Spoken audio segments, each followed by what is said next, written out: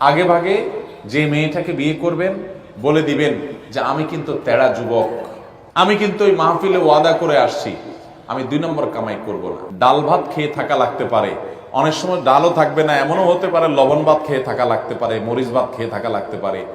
রাজি থাকলে আসো, এগুলা কোনো মুখরোচক গল্প শোনাচ্ছি না তোমাকে।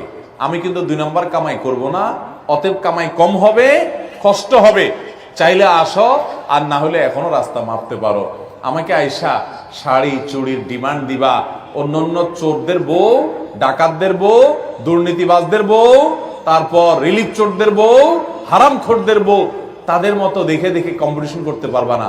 তুমি আমার বউ হতে হলে, হালাল খোরের বউ হতে হলে তুমি সকল লোভ ছেড়ে দিয়ে সততার উপরে থাকার নিয়ত করতে হবে, কষ্ট করে চলার নিয়ত করতে হবে। তবে যারা কষ্ট করে চলার নিয়ত করে, আল্লাহ তাআলা এদেরকে সবচেয়ে সুখে রাখেন, শুধু আখিরাতে না, দুনিয়াতেও।